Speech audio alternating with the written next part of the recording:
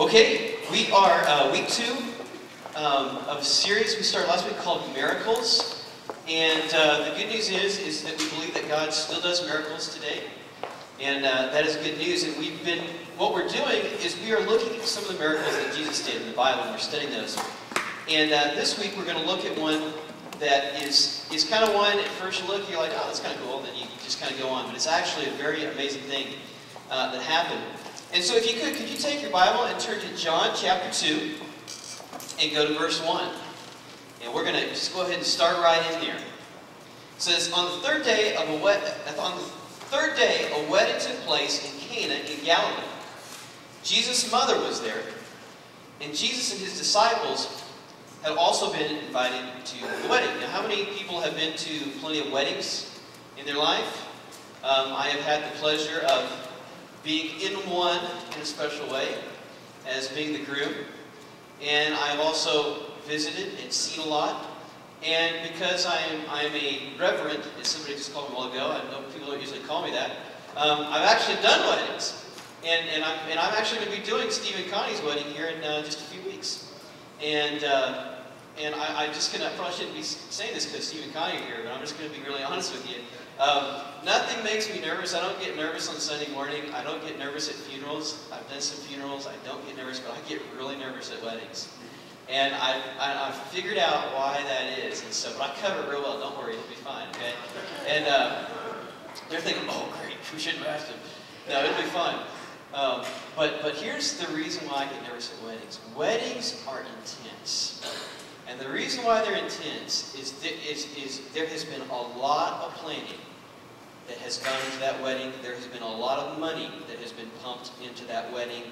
And I don't care how friendly and casual you try to make it, it is just, there is this aura of tension. And it's a good tension. And it's a great thing.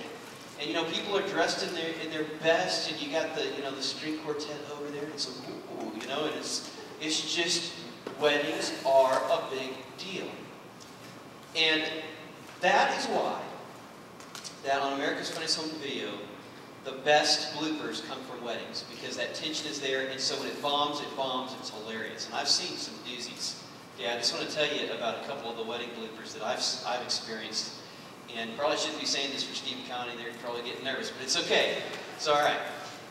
There was one wedding I was at in the church. I actually didn't do this wedding. I was in the wedding. I had a part in the wedding, but these people, the bride's parents, spent thousands of dollars making this place look beautiful. It was our church building. It didn't look like a church after they got done with it. I mean, freshly cut flowers strewn across the back. I mean, they had draperies that were what's that poofy white see-through stuff? What is that called? I don't know what that is. The poofy white. You know what I'm talking about. I don't know what that's called. If I knew what that was called, you'd probably worry about me. So I don't know what that's called. But it was just poofy white stuff. They were doves, real doves. I am not kidding you. In a cage in the lobby, and they had the doves were like had been to the beauty shop. I am not kidding you. They had these little like fake tails and little fans on them, and we're walking around going, "Oh my word, this is amazing!" Big old limo already sitting out in the front. They had done the gym area up. The gym was kind of old and drab, but it looked like a ballroom from a hotel the way that they'd done it. And I mean, it was amazing. And we just walked around like this. And I'm not kidding you. 5 minutes before that wedding, we were out in the lobby, amongst all these flowers, beautiful stuff. There walks an uninvited guest in through the front door, a big old rat, about that fat. I mean, it was huge, and we're like, oh my gosh! I mean, it's like doves, limo, flowers, rat. I mean, it was horrible. You know, and we're like, oh, irony of ironies of all times. Why did this guy have to show up? That was horrible. Another blooper. This one was pretty funny. Is it always happens with the flower girl and the ring bearer. And so everybody's coming in, everything's good. The ring bearer starts his little walk, you know, little 5-year-old, 6-year-old boy, comes down, he's got the pillow, you know, the fake pillow that unfortunately doesn't have the ring on it, and it has these tassels that are hanging down, these really long tassels hanging off the pillow. And he's coming down the aisle, and he's gets to thinking like a little boy does, man, this would make a pretty good helicopter. And he takes it. By the end of the tassel, just starts just swinging it as he's going down the aisle like a helicopter on the thing. Funny, funny stuff. Bloopers, wedding is a big deal. This story right here, Jesus, it wasn't all of his disciples, it was I think about 5 of them, and Jesus' mother was here. This is right, but this is before he started his ministry. They went to a wedding, and let me tell you something, a Jewish wedding is maybe even a little bit more of a big deal than what we have experienced. Maybe even a little bit more. And let me tell you what, the Jews know how to do a wedding, and they know how to celebrate. This was a big deal right here, okay? Let's go ahead and read this story and see what happens. And this is verse 3. It says, when the wine was gone, Jesus' mother said to him, they have no wine. Dear woman, why do you involve me? Jesus replied, my time has not yet come. His mother said to the servants, do whatever he tells you. Nearby stood 6 stone water jars, the kind used by the Jews for ceremonial washing, each holding 20 to 30 gallons. Jesus said to the servants, fill the jars of water so that they are filled, and so they filled them to the brim. Then he told them, now draw some out and take it to the master of the banquet. They did so, and the master of the banquet tasted the water that had been turned into wine.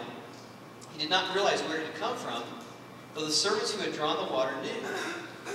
Then he called the bridegroom aside and said, everyone brings out the choice wine first, and then the cheaper wine after the guests have had too much to drink. But you have saved the best till now. This, the first of his miraculous signs, Jesus performed in Cana of Galilee. He thus revealed his glory, and his disciples put their faith in him. So you get the picture, wedding, wine runs out, uh-oh, big problem with Jesus, water into wine, and it's the best wine of the whole party. Now, at first read of this, you'd say, well, why is this even in there?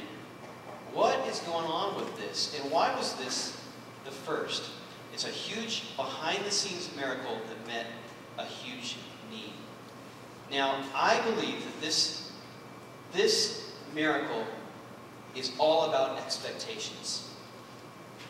Expectations, that's a huge issue. Lots of people had expectations in this story. First of all, the guests. They had expectations of a great party. Then there was Mary, had expectations of her son Jesus, and she knew that he was a little bit different than all the rest of the boys. And so she knew that he had something up his sleeve that a lot of people couldn't offer. Jesus also had expectations, and his expectations were more of inner expectations of what he was going to be. Hey, this isn't my time yet. He was thinking on past this to what he was going to do in the next 3 years and basically change the world. And then some unspoken expectations that were here that everyone had was that of the Jewish community as a whole, the expectations of the Messiah that would come and be king and rule and reign. Lots of expectations in this story. Oh, by the way, a little side expectation of Mary, the mother of Jesus. Maybe a little expectation she had. It's not written in here, but Jesus, 30 years old, hasn't started his ministry yet. He brings 5 guys home with him, 5 disciples. She's probably thinking, 30 years old, boy, time for your ministry to start. Get out of the house. Those are probably her expectations. You're bringing 5 guys home with you. Not spoken, but that may have been something that she was thinking. But here we've got a little problem. The wine is gone. It's out. And this is an expectation that is unmet. An expectation of the party being great, it's not going to happen. The wine is gone. How many of you have ever had an unmet expectation? Something that you hoped for that it was going to be a certain way, and it didn't quite turn out that way, and it really kind of let you down in a way. Unmet expectations.